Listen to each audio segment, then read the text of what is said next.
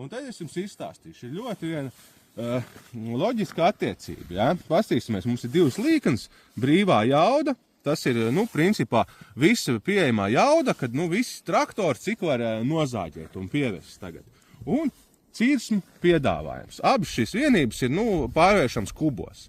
Cik var kubs nozāģēt un cik kubi ir piedāvāti, tirgū, tā teikt. Abas šīs līknes ir savstarpēji saistītas, principā viņas ir vienkārši inverses viena pret otru. Tirgū pagājušo gadu aktivitāte uz cirsmām bija diezgan zema.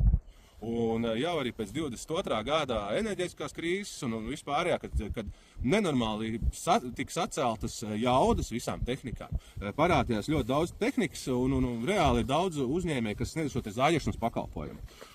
Un tad tāds vasaras vidus, kas ir mums jūnijas, jūlijas, augusts, septembris, pat oktobris, bija tā, ka nenormāli daudz brīvas jaudas bija, kas attiecīgi izraisīja ļoti lielu cīņu pa cirsmām. Tāpēc, ka jūs iedomājaties, ja katrs trešais traktors stāv pie stūra, visiem gribās strādāt.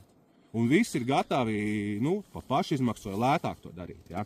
Un kas mums notika tālāk? Novembrī jau finieru cenas, visas jau vidējā kokmateriāla cena ļoti cēlās. Decembrī iestājās ziema, kārtīgi ziema mums iestājās. Un mēs redzam ļoti strauji, principā, sāk kristies tās brīvās jaudas. Un es teiktu, janvāra sākumā jau bija tā, ka brīvās jaudas vairs nebija. Un cirsam piedāvājums palika lielāks, un tepat ir, es teiktu, ka vērojam tā zona, ja, kad piedāvājums ir lielāks par kopējo jaudu, un šis reāli ir tas apjoms, ko vispār nevar izstrādāt.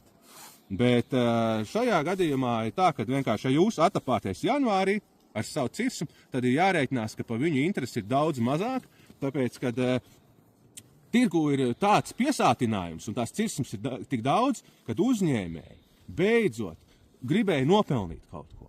Un tad reāli ir tā, ka tas jūsu piedāvājums par jūsu cirsumu samazinājās tā cena tikai tāpēc, ka bija no kā izvēlēties. Tā kā šitas ir ļoti arī svarīgs apstākļus pārdodot cirsumu. Ja viss strādā, viss jau principā jau tā cena vairs nebūs tāda, kā bija kādreiz.